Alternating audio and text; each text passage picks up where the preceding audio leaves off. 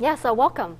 About myself, one of my duties is to help faculty in being informed about what are the different options that you have for you to deliver content for your classroom or to create content for your classroom.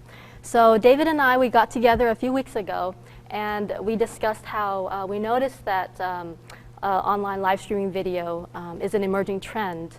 And so we put together this program so that we can get this information out there to you, and maybe at the end of this program you can walk away with a few tools for your teaching tool belt. Okay. So today's program is divided into two parts. So the first part I'll cover, and it's about planning for live streaming inside of your course.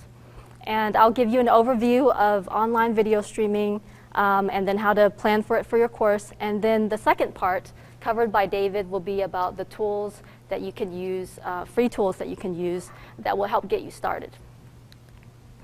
So I hope that by the end of this program, you'll walk away being able to identify ways to use live streaming video in your teaching, and that I'll be able to help you maybe start thinking about using best practices for preparing your class with live video.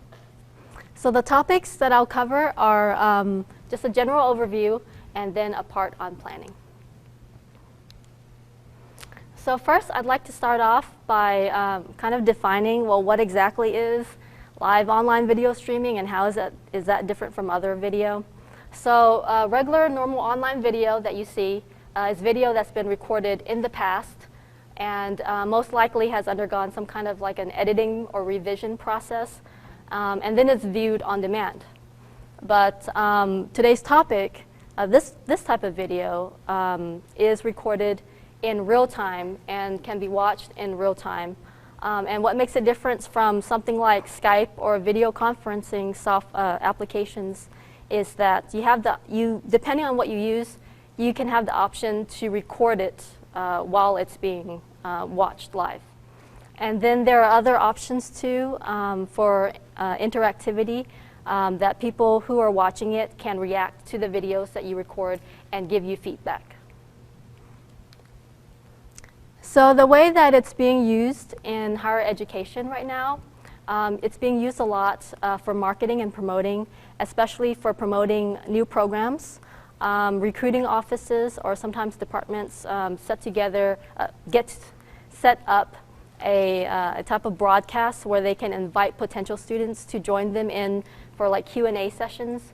I've seen it used for like graduation ceremonies to stream those, or to invite guest speakers to come speak to a large audience. Within classes, I've seen it used as like office hours, Q&A sessions, or to invite guest speakers. So there are some features depending on what applications that you use that makes online streaming kind of special, live video online streaming kind of special, is that there are options for you to change multiple displays. So so let's say you're having the recording done of your face, right? You can switch to a screencast like pretty easily. And then you can record and upload simultaneously, and also you can use a mobile device as your tool.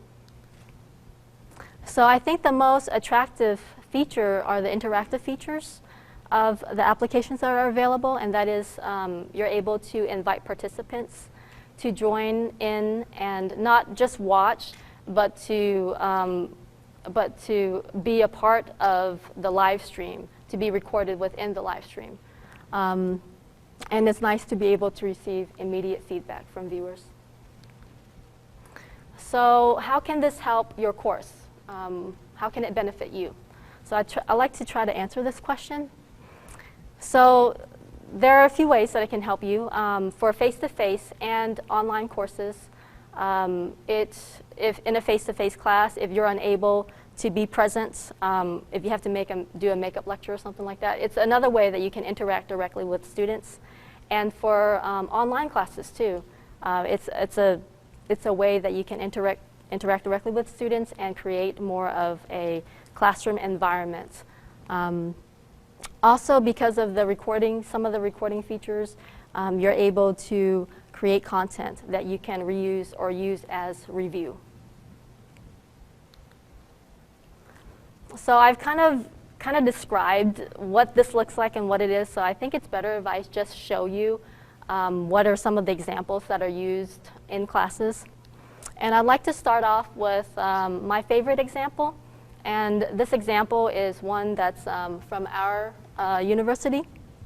And this, so the context of this, this broadcast, this recording is, so this faculty, Dr. Susie Gronsa, she's in our College of Education, and she's one of the faculty who oversees this course that's called a massive open online course that's hosted on Coursera, but it's a course offered by University of Houston. And in her course, she has these weekly meetings with students. And so what I'd like for you to, I guess, kind of pay attention to as you're watching this is that the instructions that Dr. Gronstedt gives to her students to help them know what to do when they are participating inside of this stream with her. So I'll bring this video up.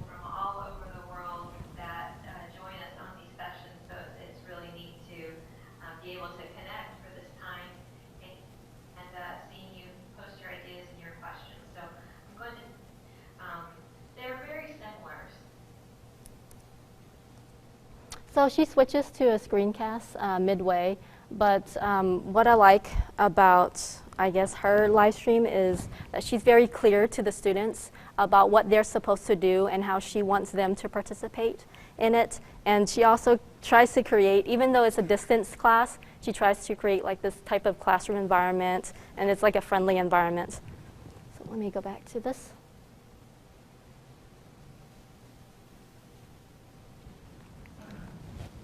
So what she used was an application called Google Hangouts. So I'd like to also show you another one, but in this one, this instructor does the exact same thing as the one in the previous video, except that this instructor, she has her laptop hooked up to I guess, a fancier camera. And so just to see what the difference that makes, even though they're both using the same thing.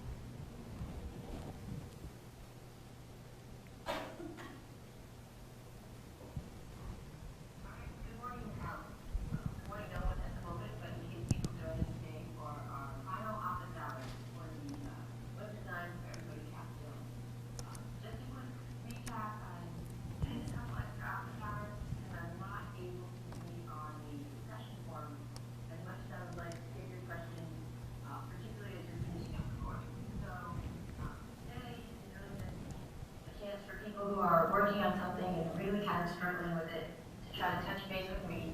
I've had some luck with people sending me their URL, and then I'm able to debug what they're doing kind of live on air, which is nice for everyone, even if it's not your question, because I find that watching other people try to debug is useful.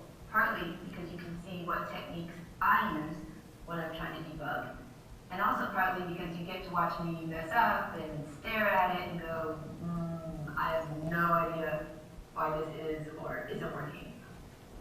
So one of the things, the thing that I like about this video is that this instructor, she's saying that even though she might be, helping one student inside of this live stream, she feels that her recording could help several students who might be watching. So another example that I have for you is one for Blackboard Collaborate, and this is an application that you probably have already if you do have a Blackboard class. And it's something that you can set up inside of your Blackboard class, and it's more secure because it's just only for your students who can access it, but you can also retrieve a link so that you can invite guests into it. So for this one, this instructor has a lot of things going on in his screen. So in the other two examples, you can see it from the student's perspective, which is just the instructor's face. But this one is a recording of what the instructor sees. And you'll notice that there's several things going on at the same time. So let's take a look. Luciana, thank you so much. Okay, so we are going to go to Anna, who is now going to present our agreement. Okay, all right, over to you, Anna. So now the student is presenting, but I think her mic is very low, so we're unable to hear her. But in the instructor's screen, you can see that he's doing several things. He has a camera going on to show his face, and he has a chat box, which he's monitoring in a group chat, and then students can send him messages in a private chat. And he's also choosing to screen share, so so students are only seeing what it is that he's selectively allowing them to see.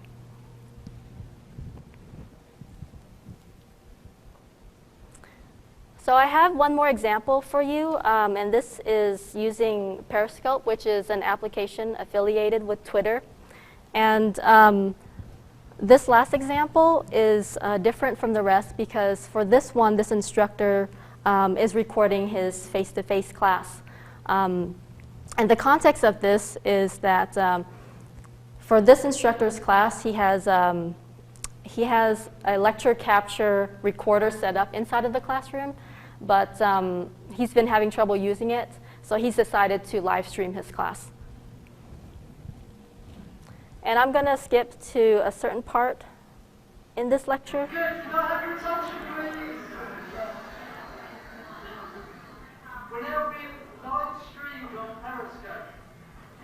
The reason why I'm doing that is I don't know how good the lecture capture thing is, and sometimes difficult to get hold of. That's carbohydrates. So a very short space of time. These lectures you may find a little bit trivial, a little bit basic, but we have to make sure that you can achieve the learning outcomes. So notice how the students react. Notice how the students react when he's talking about the learning outcomes. So see all the hearts that are in the corner right there? So I thought.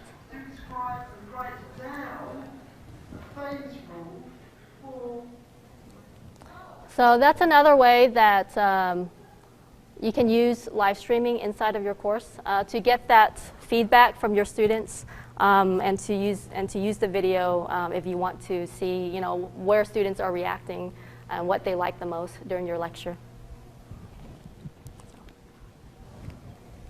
So I've listed a few ways that you can use live streaming in your course. Besides lectures, you can do web-style lectures. I feel like this thing is just going in and out. Demonstrations, short demonstrations that you can post up, have guest speakers, do Q&A sessions or reviews, hold office hours, and definitely is something that your students could use and send you the end product, or you can go jump in and watch the live stream of what they're doing. So I'm going to quickly go through the part on what are some of my suggestions for some things that maybe you can think about if you do plan on using this in your instruction. So my first tip is to establish clear goals for your session.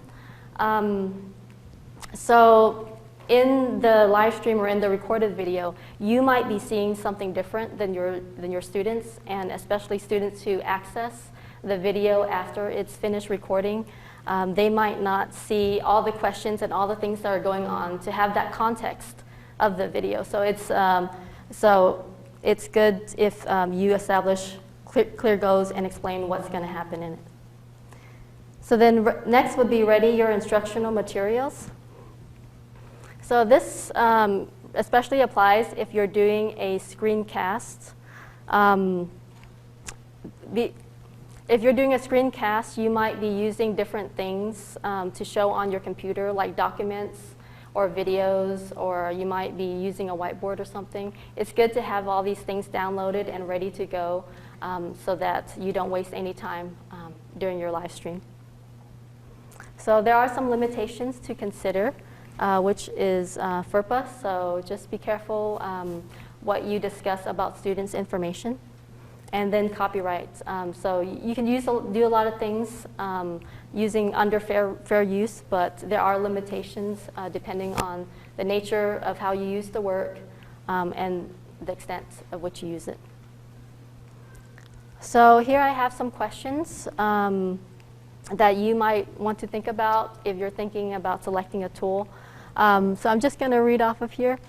It's, what do you want to accomplish in the broadcast session? How many participants does the tool allow? To what extent do you want to interact with the students live? Can you limit who gets access to the recording? And does the application also record? And these are a lot of questions that I think David will be able to answer for you in his part of the presentation. So if you do decide to design to have the live stream and have students interact in it, it would be good for them to have some kind of instructions before it begins, have some kind of written instructions. And then just to have a plan for engagement. And that could be something as simple as taking stops along the way to have questions to ask the students. So some of you might be thinking about how you can use this to record a video and keep a video for a long time. So some of my tips are to make sure you don't mention any current events in it, to display only the instructor's face to keep it focused on you or your guest lecture, to have students pose questions in a discussion board first so that you can go to the board and pick and choose from it, and then have more focus inside of your lecture. And then to give context to questions that are asked and answered, so your students might not be seeing the same thing. It's good for them to know if you're able to read out the questions out loud and then answer the questions. And finally, if you want to have a video that you can reuse for maybe many years, then definitely consider doing a non-live recording and putting it through some kind of editing process. And if you're in the College of Liberal Arts and Social Sciences, we can definitely help you out with that. We do have a studio, and I would be happy to give you a tour of it. So this presentation is being live streamed and being recorded right now, and you're welcome to access it after it's over. Okay? That's all I have for you, and I'm going to hand this over to David.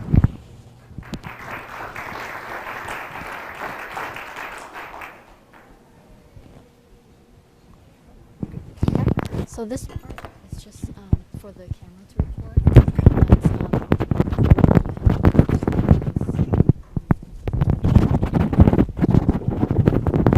Okay, and where does that go on my belt?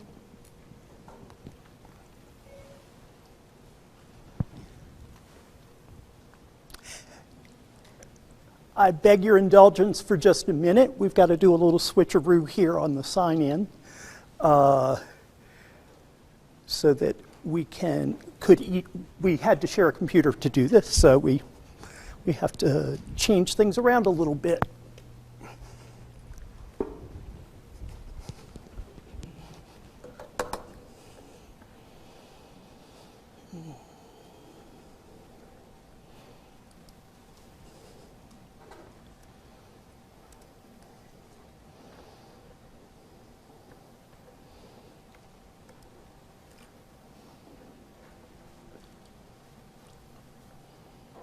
There's the X. Go away.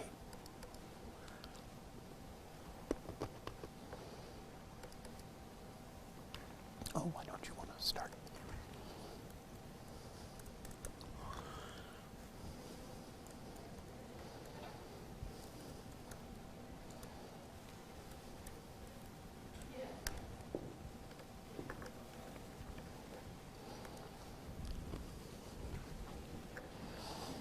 And click here to present. Okay, thank you very much for being patient with that. I'm David Dumonde, and I'm an instructional designer in continuing studies. They started doing some fully online programs about 2 years ago and brought me in to help them get that going. And one of my favorite things is I get to play and experiment with all different kinds of tools. And some of the things that I've been paying a lot of attention to lately is just how much live streaming is happening now. You can find it on YouTube, you can find it on Twitter, you can find it on Facebook, and people are really doing it a lot. And of course, there are lots of educational uses for this, as Tom was just telling us.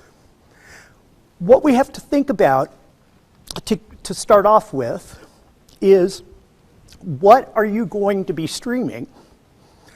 Is it you talking to whoever is listening? Is it you plus your presentation, like a screencast kind of approach? Or is it going to be you with a group of others, whether it's students or guest speakers or whoever, having a conversation that other people are watching? So you need to think about the participants that are actually in the video and an audience that's watching it from somewhere else. They may be your students, they may be a much broader audience that you're sharing it with. So that's why you have to think about where your audience already is. Because if everyone has access to YouTube, but maybe not everybody has access to Facebook, you need to think about whether you're going to stream this live video right now on YouTube or on Facebook or one of the other options. Depending upon what you use, for instance, YouTube, you can also embed that live YouTube video in your website or embed it within Blackboard or Canvas or whatever your learning management system is. So you can have kind of a closed environment if you need to have that. You can, different tools have different levels of privacy involved. On YouTube, you can make it unlisted so it never shows up in the searches on YouTube or on Google, but you can still have it, you can still have a link that you can share with folks and have that be available to view. Okay, starting off with YouTube Live, it's free, which is great. You can stream for up to 8 hours continuously. So if you've got a lot to say, or if you have an event where you maybe have a number of speakers, you could have just simply stream the whole thing straight to a single video on YouTube Live. It's automatically saved as a video in your account. So if you're one of those people that gets a little goofy with trying to make a video recording and save the file and then upload it to YouTube and figure out how it all has to work, one option that you have is just simply stream directly to YouTube, and then you don't have to think about the file. You don't have to think about uploading. It's just there. Now, and your options for editing are a little limited, but you can edit and trim the film a bit if you need to do that after the fact. You can also stream directly from the YouTube mobile app and other apps that work with it. In fact, right now, I have my iPad set up over there, and I have a URL at the bottom of that screen. If you have a device or a laptop, go to tiny.cc/UHLive, and you will see the page that I set up for this presentation, which is UH live stream on YouTube. And assuming my iPad hasn't run out of juice, you get to see me on video rather than just me right here. Is it showing up there? Okay, good. So if I had taken the link for that video and put it out in an email to 1,000 people, they could all be watching me right now giving this presentation. But I'd be interacting with you. You'd be asking a question, and they'd see us doing that. If we had a cameraman over there, the iPad could be moved around to capture different parts of the conversation. And indeed, it can just be carried around, you know? So there's ways to just stream something straight off of mobile devices, which is just really, really, really cool. On the desktop, you're going to go through Google Hangouts on Air. Now, I'm going to try to show you very quickly. By the way, on that same page, let me see if I can get out of here fast enough. On that same page, I have a video that talks about how to do a YouTube live stream through Google Hangouts on Air, which is going to do basically exactly what I'm doing right now. And if I click my mouse in the right place. So that's my account. So the video that's on that page will show you all these steps, so don't try to take notes right now.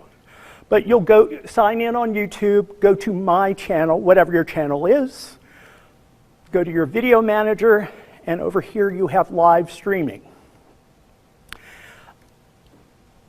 I can create a new live event, and I can set that up for whatever I want it to say.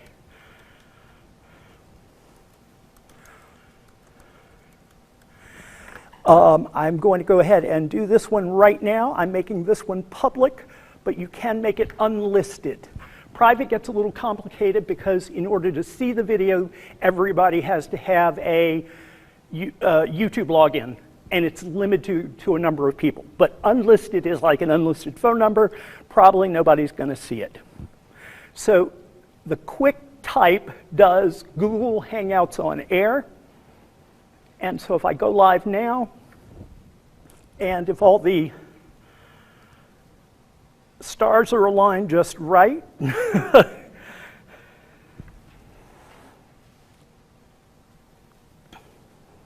so here I am in Google Hangouts on Air, but I'm not streaming yet. Down here at the bottom, that little counter is coming up, and there's going to be a button there in a moment that will allow me to start the broadcast. And if I had given you the link to join me in the Hangout, we could all sit here and talk. How many people have used Hangouts, Google Hangouts for whatever, you know? Yeah, I have a group of friends from New Zealand and Europe and a couple of places across the US, and we get together about every 2 weeks just to talk about weird stuff that we talk about. Okay, so now I've got a start broadcast button, so I click that. It lets me know I'm going to be going live on YouTube. After a moment, it gives me this blue confirmation up here, and I get the live indicator. And if there were other people in this Hangout with me, we would be talking back and forth, and then what shows in the Hangout would be streaming live on YouTube right now. And probably on my channel page, if you look at that, it's probably doing that right now. And of course, you have all the other features in Google Hangouts on Air, like being able to share a document or share your screen. So if you want to give a presentation, you can do it that way. But that's how live streaming works on YouTube using Google Hangouts on Air. Okay, so we're going to end this little stream and close this window. There we go. Yeah, that second one already is on there. So let me get back to my presentation. Ta-da.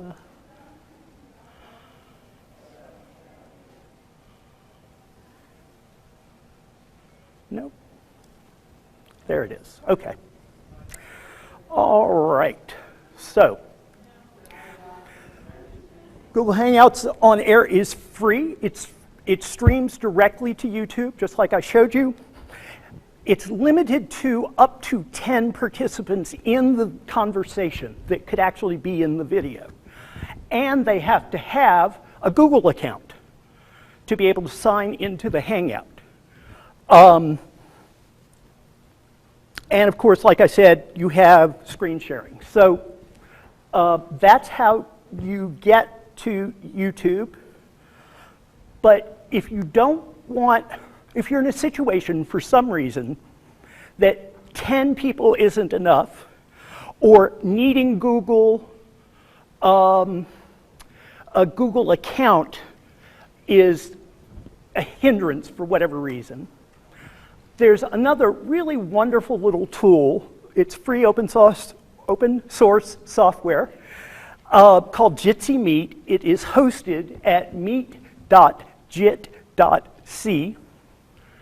And you can simply make a very, very simple and easy to use, if I have the right mouse here. I'm going to go to meet.jit.c/David Dumonde. And it's just like Google Hangouts, but I didn't have to sign in to anything. It doesn't require registration. The room name is just whatever you want it to be. I have /David Dumonde. I don't own that room. Any one of you could go this afternoon and sign to that room. And have your own little hangout. But for the most part, people aren't going to use my room, right? Why would you? Ah, there we go. We have a visitor. Hello, who are you? My name's David. What's your name? Oh, okay. She was a shy one. Then switch to Alejandra if she speaks. Yes. Yeah, I think she signed off. So I think she was surprised she would actually be on camera. So yeah, that's what it does. If you have 3 or 4 people talking, it will just automatically switch from one person to another. It has the same screen sharing functions, and it has live stream, which is this one over here. But what it needs is your live streaming key, which is a special code you get off of your YouTube account, and I will show you where I go to get that on my YouTube. Oops, come on.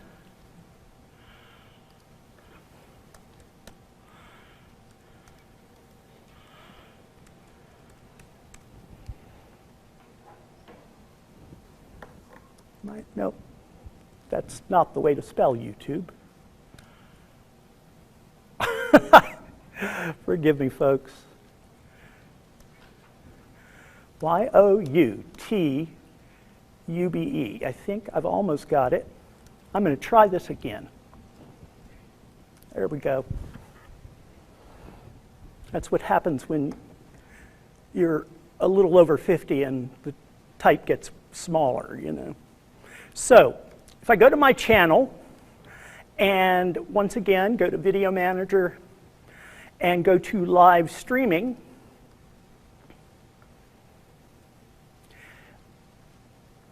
on this Stream Now page, I can scroll down here and there's something that's called Encoder Setup. In this particular case, I don't need the URL, but what I do need is this stream key, which is the second one. And it has a little button over here that says Reveal. So if I click Reveal, I can see it, I can copy that, and I can take it over into Jitsi Meet and paste it in. That's my key. And if any one of you had that key, you could live stream to my channel. So that's why they kind of like have it all hidden and private and all that, and it automatically disappears, and you can regenerate it and all that. So it's a secret password that allows you to connect your software to YouTube to do the live stream. Okay?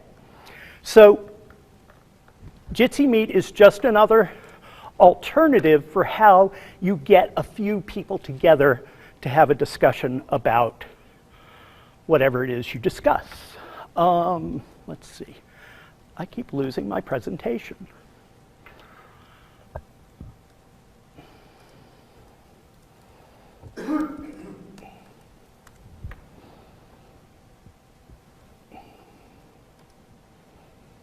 Okay. All right, let me get quickly through a couple more of these for you.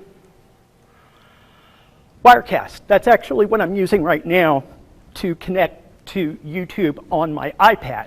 One of the neat things about Wirecast Go is there is a free iOS app. While you're streaming, you can stream your face or you can stream your camera that's looking out and show people what you see.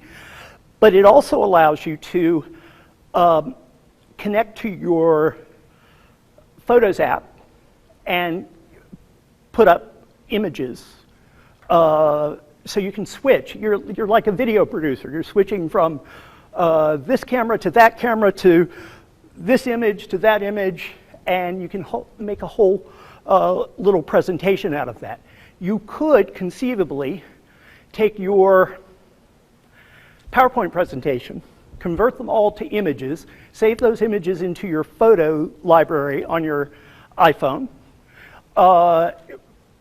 connect Wirecast Go to YouTube, and then just tap through all of those photos in your presentation. And you could give it that way. That's just one idea.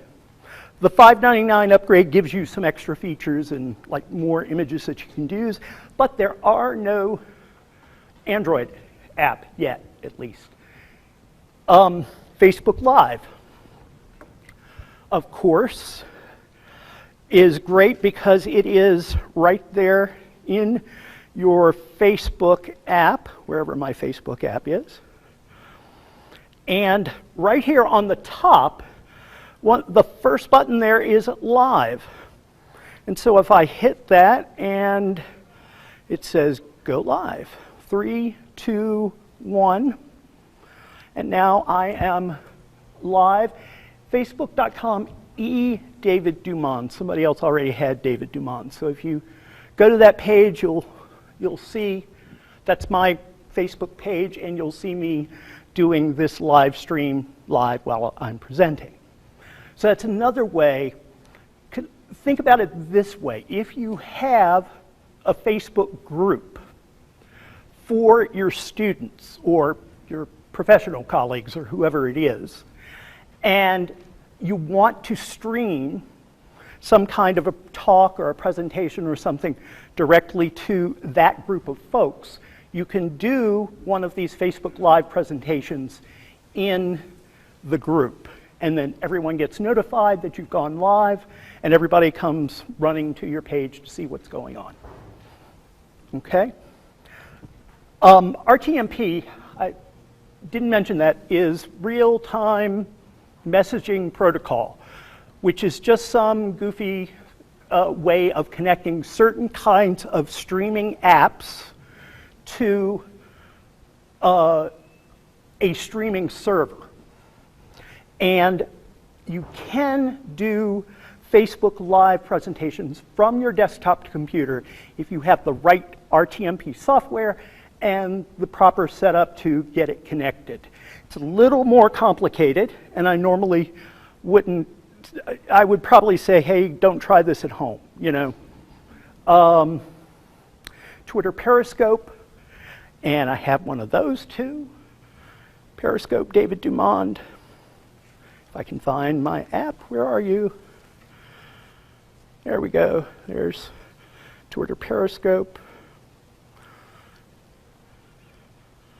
And initializing video stream, start broadcast. And now all of you fine people are live on Twitter Periscope. So if you were at periscope.tv/David Dumonde, you would see this live stream going on right now. Oops, I didn't update all my text there. Periscope is originally set up to be associated with your Twitter account, but I downloaded this today and it gives me the option of just putting in my phone number. So you don't have to have a Twitter account. And if you go to the main periscope.tv page, you'll see all kinds of people doing these Periscope videos live. Be a little careful about what you click on because sometimes they can be a little unusual. So, and I was telling you about RTMP. Open Broadcaster Studio is free open source software. We like free, don't we? And it is an RTMP streaming server. It's available for Windows, Mac OS, or Linux. And it's a little more complicated to use. But it does allow you to do multi-scene setups so that you can switch things around. And the people we have to be thankful for this, and a lot of the streaming stuff that's going on right now, is the gaming community. Because, and believe me, I barely remember Little Miss Pac-Man, you know?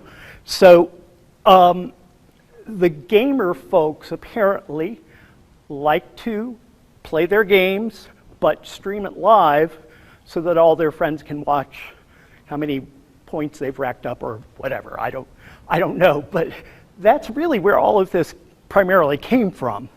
But now it's being adapted to a lot of other uses. And then on the Windows side, XSplit Broadcaster, there's a free version, there's a paid upgrade with some more features, and it is another streaming server. It looks very similar to Open Broadcaster, and I haven't used it because it's on Windows. So this is the list of live streaming tools. I could tell you we could probably put 100 more up here. There's lots and lots of stuff out there that's going to be suitable for different settings and situations. I've tried to show you free ones for the most part. I've tried to show you ones that are relatively simple to use and have versatility, like they're available on mobile apps and that kind of thing. And so I think if you take a look at some of these, you will probably find something that you can use. But the thing to remember about it is, who is your audience? Where are they? Who's actually going to be listening to this? Because if all you're doing is just having like a Google Hangout on air and everyone's there, you could just as easily be using Blackboard Collaborate, right? There's not a huge difference, right? They're roughly similar. But Blackboard Collaborate isn't going to let you have an audience beyond the group of people that are participating or who can see the recording of it. So that's the key to live streaming, is who's going to watch this? And think about that. And then if you were doing any kind of conversations, I really strongly recommend that you get yourself a headset And if you don't like big clunky headsets like this, and the reason for that is because it separates the sound you hear from the microphone, okay? So you don't get a lot of feedback. And if that is too big and clunky for you, get the earbuds from your phone that has a little microphone on it and plug it into your computer. And one of my ears doesn't work, so I just always take one of these and stick it in my ear. And now I have the same setup I have with this, except it's a lot lighter and easier to use. And then that way, when I'm talking to other people in a hangout kind of situation, I'm not going to get feedback from their voice, from my voice going over the thing and coming out of the computer and all that stuff. So those are the primary tools that I think you would find interesting to try to use this. And I think there's going to be all kinds of really novel uses for this in education. And I'm really kind of excited to see what people do with it. So thank you all very much.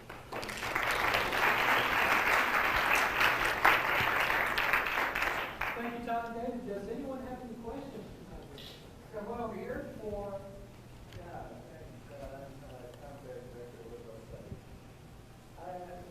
New thing that I would like to do is one of my courses is a discussion seminar where there's kind of ideally question and answer going on.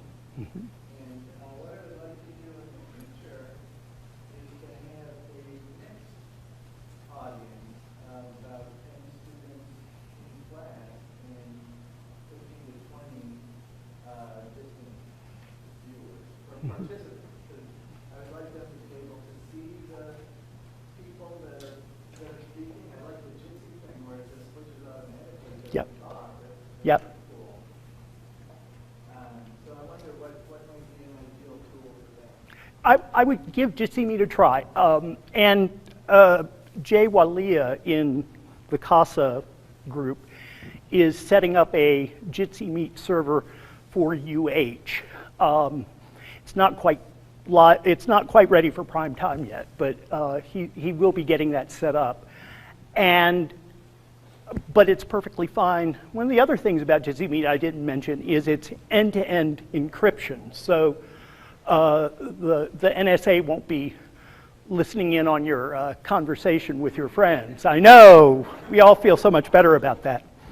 But yeah, because of the numbers of people you were talking about, you could use Google Hangouts if it's up to 10.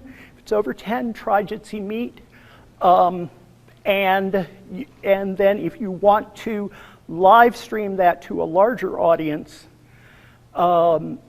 you just use that YouTube streaming key, get that code off of your YouTube account, and put it into Jitsi Meet on the right spot, and it will stream directly to YouTube. I have found that is a little bit unreliable. It's not as rock solid as Hangouts for the streaming part, but it does work, and I've used it quite a bit. Is it auto record or only if you're going through YouTube? No, it will, if you are using the streaming key and sending it to YouTube, YouTube will automatically save that video when it's done.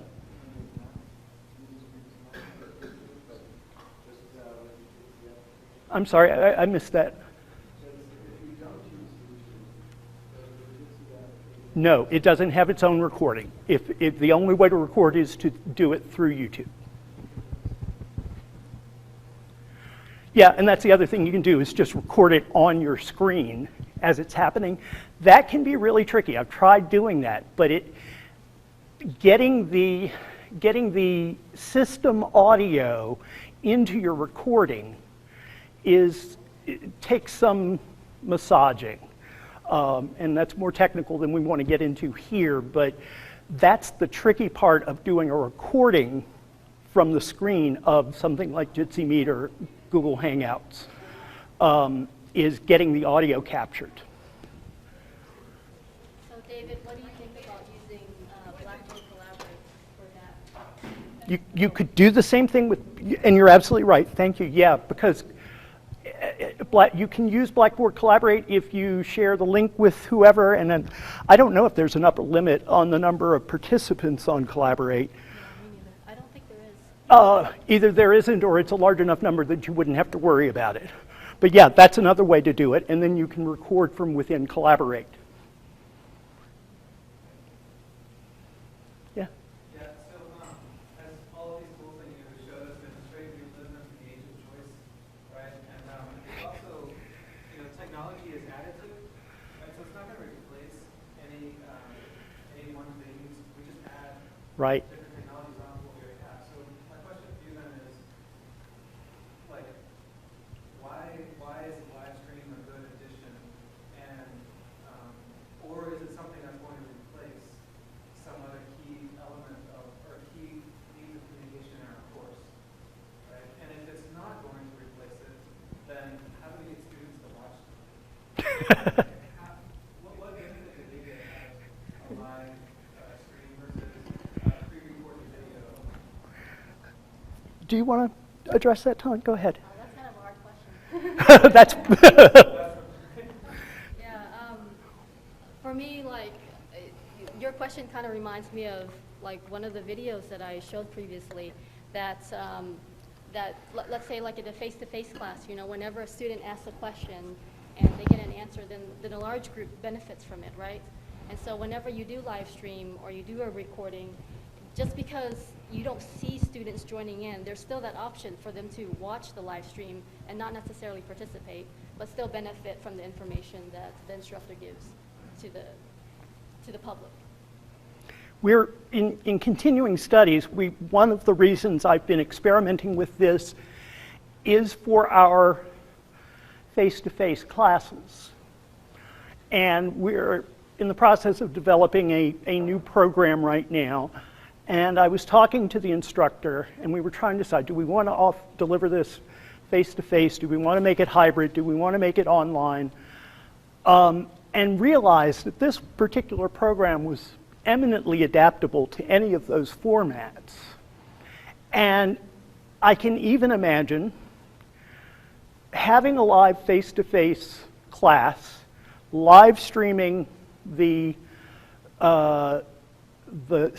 classroom session to something like YouTube, and also having online students who are also paying for the class participating anywhere else in the live classroom. So it's conceivable we could set something like that up. We haven't gotten as far as like actually testing that theory out, but that's the way I see these things allowing us to extend our classroom in ways that we typically can't do very easily right now. So that's one possibility, which reminds me, I want to show you one other little gizmo that I almost forgot about. If you will bear with me just one moment. And that is an interesting little product that just came on the market a few months ago. And it is called the Mevo camera. If I can get this clicker to work, come on. Let me try this. Uh-oh.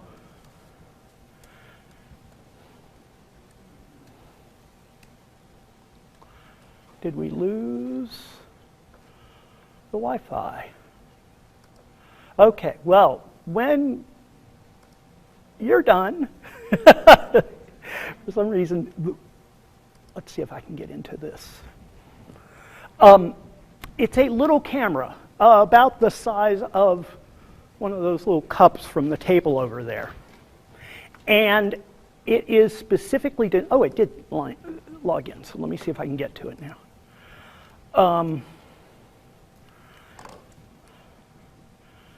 Just going to go through, and it's specifically designed for live streaming. So it has HD video and audio, and it has very smart software to go with it. And I'm sorry, I don't know why I don't have the connection right now, but That's part of the fun of being live, isn't it? So the website is getmevo, mevo.com. Camera's about $400, and it works with a YouTube or an iPhone or iPad app that allows the teacher to change the shots, make them wider, make them tighter, and it can even, if there are 2 or 3 people, it can even kind of follow the active talker. So it's a really neat little device, and Dr. Morgan is going to be getting my my little nagging request to get one to play with. But for a classroom setting, for an actual face-to-face setting, I think that's going to be a very, very interesting device to use. Get M-E-V-O. Mevo camera. Yeah, 'cause I think that's important because one of the difficulties would be to give the people who are not present some kind of immersive experience in the classroom itself. Because otherwise, they will like even body gestures, Right. things that you can get live that you can get Right. on screen. And that can be done in like a Hangout format where they're also on camera. It can be text questions. There are a couple of different ways to do it. But you're right. It can't just be, passively watching what's going on. So, and hopefully those external students would have opportunities to do group work of some kind through Hangouts or whatever, so that they're actually getting to some student-to-student interaction. David, Yeah. do you have any apps that function similarly to Adobe Connect? Adobe Connect itself is kind of pricey. One of the things in particular about an interesting point, one of the interesting interactive aspects of Adobe Connect is the fact that you have this running commentary. Mm-hmm. It's available down the side of the screen. It's Right. actually a very unique interactive environment because you're constantly having people asking questions and making comments as you're talking, and periodically the instructor can stop and address the content, the comments and questions from the people behind. If you In the classroom that you're streaming from. If you stream to YouTube and give people the link to the page where that video is streaming on YouTube, there's a chat feature on the side. Yes. And it allows people to ask questions as you're going along. Another way to do it is to use what I'm using here, which is, let's see if I'm lucky enough to get this to work. No, we still don't have internet, so it won't. Using Google Slides to create a presentation, and then using Google Slides presenter view, it will display the presentation on the screen with a big URL across the top. And you could be sitting there with your devices and typing in questions for the presenter, and that would be coming up for the presenter. Right, right. So there, yes, there are a lot of ways to do that kind of thing for, and Jitsi Meet also has a text chat feature. So if you want to take text questions, rather than having 100 people trying to talk back and forth with each other, you can do it that way. So I saw another question over here. Yes, ma'am. Have you, so Microsoft Link, I like to utilize a lot of stuff that maybe already is available to our faculty. Microsoft Link also provides that as is with a guest link, and it's free to download and link attendees. Do you like that as another option, or do you don't like that? I hope I don't get fired for saying this, but no. But for a very simple reason, I'm Mac only. I am Windows disabled, I'm afraid, and it just doesn't work very well on the Mac. So that's the only thing I have against it. I think otherwise it probably does work really well. But that's another case where you're just creating the opportunity to have conversations within a group of people, but I don't know of any particular easy way to make that go out to a wider audience. There's a web browser, so you can either download Microsoft Attendee software or you can attend via browser. Okay. So in that case, so in those cases, then the macro pages are Right. Okay. Great. Well, thanks very much, everyone. I'm afraid we're out of time. We've gone through our hour. If you have any more questions, if perhaps David and Tom can stay a Yeah, few minutes, we yeah, can take them we'll be around. offline. If not, thanks very much. Taylor, do you have the date for the next Emerging Trends by any chance? November 11th? Yes, And do we have a topic? I didn't remember off the top of my head. Anybody know Check the our topic? website. Video captioning. So hope to see Oh, you all again good. for the next one. Thanks very Good. much. Thank you all.